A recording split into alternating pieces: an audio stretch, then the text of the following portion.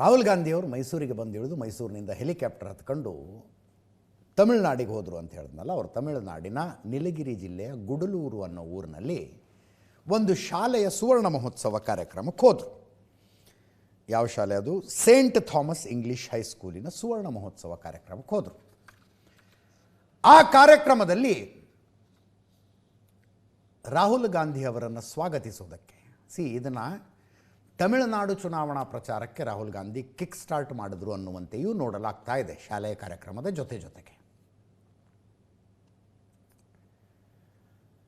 ಇಲ್ಲಿ ಕಾಂಗ್ರೆಸ್ಸು, ತಮಿಳುನಾಡು ಕಾಂಗ್ರೆಸ್ಸು ರಾಹುಲ್ ಗಾಂಧಿ ಅವರ ಸ್ವಾಗತಕ್ಕೆ ಒಂದು AI ವಿಡಿಯೋ ಮಾಡಿತ್ತು. ಇಲ್ಲಿದೆ ನೋಡಿ, ರಾಹುಲ್ ಗಾಂಧಿ ತಲೈವಾ ವೆಲ್ಕಮ್ ಅಂತ, ರಾಹುಲ್ ಗಾಂಧಿ ತಲೈವಾ ವೆಲ್ಕಮ್ ಅಂತ ಒಂದು ವಿಡಿಯೋ ಮಾಡಿದ್ರು. ಸೋನಿಯಾ ಗಾಂಧಿ, ಪ್ರಿಯಾಂಕಾ ಗಾಂಧಿ ಅವರ ದೃಶ್ಯಗಳನ್ನೆಲ್ಲ ಕ್ರಿಯೇಟ್ ಮಾಡಲಾಗಿತ್ತು. ಸೋನಿಯಾ ಗಾಂಧಿ, ಪ್ರಿಯಾಂಕಾ ಗಾಂಧಿ ಅವರೆಲ್ಲ ಲಾಸ್ಟಿಗೆ ಬರ್ತಾರೆ. 2 ನಿಮಿಷದ ವಿಡಿಯೋ ಇದು. AI ಎಲ್ಲಿಗೆ ಬಂದಿದೆ ಅಂದರೆ ಯಾವುದು AIಯೋ ಯಾವುದು ರಿಯಲ್ಲು ಹೇಳೋದಕ್ಕೆ ಬರೋದಿಲ್ಲ.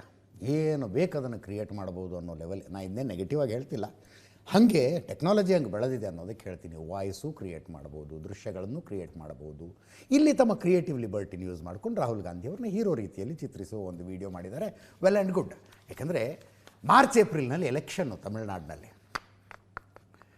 ಎಲೆಕ್ಷನ್ ಇಂಟ್ರೆಸ್ಟಿಂಗ್ ಇದೆ. ತಮಿಳುನಾಡಿನಲ್ಲಿ ಕಾಂಗ್ರೆಸ್ಸು DMKಗೆ ಒಂದು ಸ್ಮಾಲ್ ಪಾರ್ಟ್ನರ್, ಸ್ಮಾಲ್ ಅಲಯನ್ಸ್. ಹೆಂಗೆ BJP AIADMKಗೆ ಸ್ಮಾಲ್ ಅಲಯನ್ಸು. ತಮಿಳುನಾಡಿನಲ್ಲಿ 18 ಸೀಟ್ ಇದ್ದಾವೆ ಕಾಂಗ್ರೆಸ್ಸಿಂದು. 118 ಅಲ್ಲಿ ಮ್ಯಾಜಿಕ್ ನಂಬರು. 18 ಸೀಟು ಕಾಂಗ್ರೆಸ್ಸಿಂದಿದ್ದಾವೆ. 133 DMK ಇದೆ ಅಲ್ಲಿ. AIADMKನೂ ಅಷ್ಟೇ, 66 AIADMK ಇದೆ, BJP 4 ಇದೆ ಅಲ್ಲಿ. ಅಲ್ಲಿ ಏನಿದ್ರು ಪ್ರಾದೇಶಿಕ ಪಕ್ಷಗಳ ರಾಜಕಾರಣ.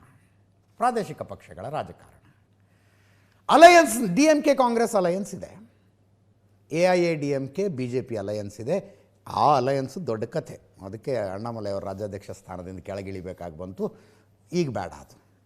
ಇಲ್ಲಿ ಈ ವಿಡಿಯೋದಲ್ಲಿ ಎಲ್ಲೂ DMK, ಸ್ಟಾಲಿನ್ನು, ತಮಿಳುನಾಡು ಸರ್ಕಾರ ಯಾವುದರದ್ದು ಪ್ರಸ್ತಾಪ ಇರಲಿಲ್ಲ.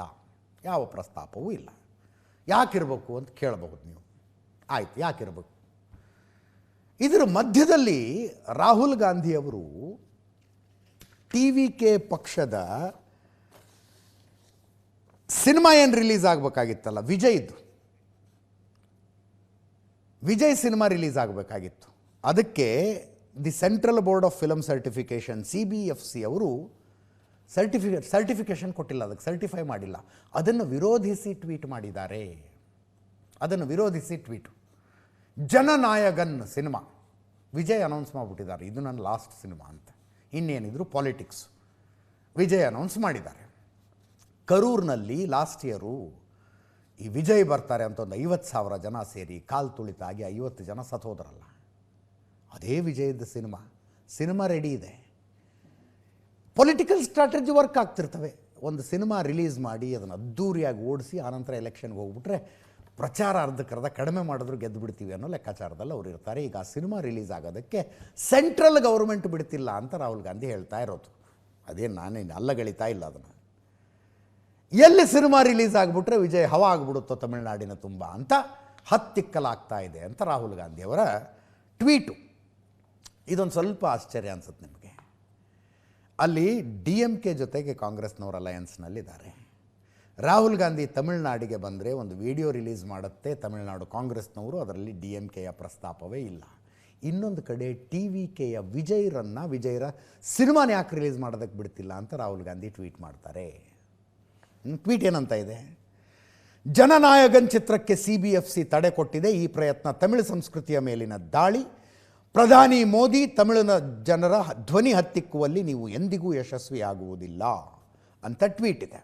ಅಲ್ಲಿ ಚರ್ಚೆ ಆಗ್ತಾ ಇರೋದು DMK ಜೊತೆಗಿನ ಅಲಯನ್ಸ್ನಿಂದ ಕಾಂಗ್ರೆಸ್ ಹೊರಗೆ ಬಂದು TVK ಜೊತೆಗೆ ಅಲಯನ್ಸ್ ಮಾಡಿಕೊಳ್ಳುತ್ತೆ ಅಂತ ಒಂದು ಚರ್ಚೆ ಆಗ್ತಾ ಇದೆ.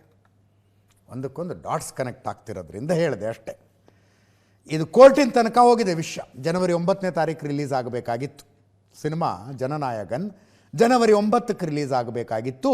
ಇದರಲ್ಲಿ ಆಕ್ಷೇಪಾರ್ಹ ಡೈಲಾಗ್ಗಳಿದ್ದಾವೆ ಅಂತ CBFC ಅವರು ಪ್ರಮಾಣ ಪತ್ರ ಕೊಟ್ಟಿಲ್ಲ, ಸರ್ಟಿಫಿಕೇಟ್ ಕೊಟ್ಟಿಲ್ಲ. ಮದ್ರಾಸ್ ಹೈಕೋರ್ಟಿಗೆ ಚಿತ್ರತಂಡ ಹೋಗಿದೆ. ಸೆನ್ಸಾರ್ ಮಂಡಳಿಗೆ ಸೂಚನೆ ಕೊಡಲಾಗಿದೆ. ಹೈಕೋರ್ಟ್ಗೆ CBFC ಅವರು ಮೇಲ್ಮನವಿ ಕೊಟ್ಟಿದ್ದಾರೆ. ಇಂತಿಂಥ ಕಾರಣಕ್ಕಾಗಿ ನಾವು ಇದಕ್ಕೆ ಸರ್ಟಿಫಿಕೇಷನ್ ಕೊಟ್ಟಿಲ್ಲ ಅಂತ. ಇನ್ನೊಂದು ಕಡೆ DMK ಚುನಾವಣಾ ಪ್ರಚಾರ ಭರ್ಜರಿಯಾಗಿದೆ. ಸ್ಟಾಲಿನ್ನು ಪೊಂಗಲ್ ಗಿಫ್ಟ್ ಕೊಟ್ಟಿದ್ದಾರೆ ಜನರಿಗೆ. 2,22,91,710 ರೇಷನ್ ಕಾರ್ಡ್ದಾರರಿಗೆ ಅಕೌಂಟಿಗೆ 3,000 ರೂಪಾಯಿ ದುಡ್ಡು.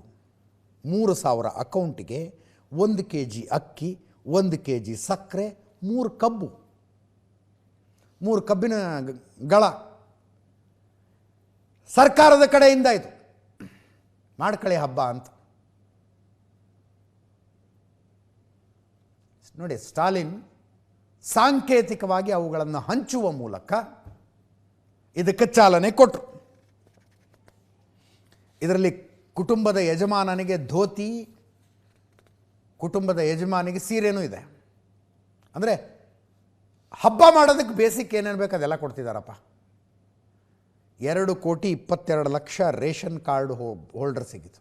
2,22,00,000 3,000 ರೂಪಾಯಿ ಅಕೌಂಟಿಗೆ ಹಾಕ್ತಿದ್ದಾರೆ. ವನತಿ ಶ್ರೀನಿವಾಸನ್ ಮಾತಾಡಿದ್ರು, BJP ನಾಯಕಿ. ಸನಾತನ ಧರ್ಮದ ಹಬ್ಬವೊಂದಕ್ಕೆ ಸರ್ಕಾರ ಗಿಫ್ಟ್ ಕೊಡ್ತಾ ಇರೋದು ವೆಲ್ ಆ್ಯಂಡ್ ಗುಡ್, ಬಟ್ ಇದನ್ನು ದ್ರಾವಿಡ ಪೊಂಗಲ್ ಅಂತ ಸಪ್ರೇಟಾಗಿ ಮಾಡ್ತಿದ್ದಾರೆ ಇವರು. ಹಿಂಗ್ಯಾಕೆ ವಿಭಜನೆ ಮಾಡ್ತಿದ್ದೀರಿ ಅಂತ ಕೇಳ್ತಾ ಇದ್ದಾರೆ. ಕೇಳಿಸ್ಕೊಳ್ಳಿ. That what I am appreciating that the DMK government is celebrating Pongal. The Pongal is a part and parcel of a Sanatana Dharma festival. No one can dispute about it. Because even from Sangha literature, all the Hindu traditions are being followed in the Pongal festival. Without praying Sun God, where is the Pongal? He is inviting all the minority community people to celebrate Pongal. Nothing wrong in it. But what I am seeing that they are cleverly dividing the Pongal festival from the Hindu festival calendar, Hindu festival, that environment, and they are giving a new meaning of a Dravida Pongal. What is a Dravida Pongal? Separately, the DMK has found anything? Without puja, anyone can do Pongal? And why this drama? One good thing that what I am appreciating.